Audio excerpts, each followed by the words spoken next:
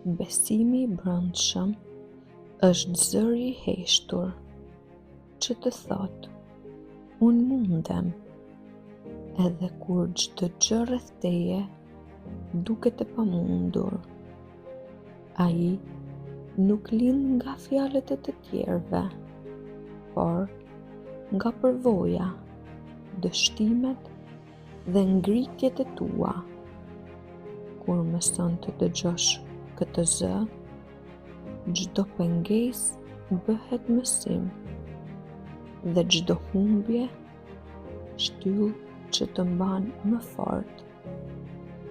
Mos e lër asnjë dyshim të heshtë atë dritë që ti ke brenda vetes tënde.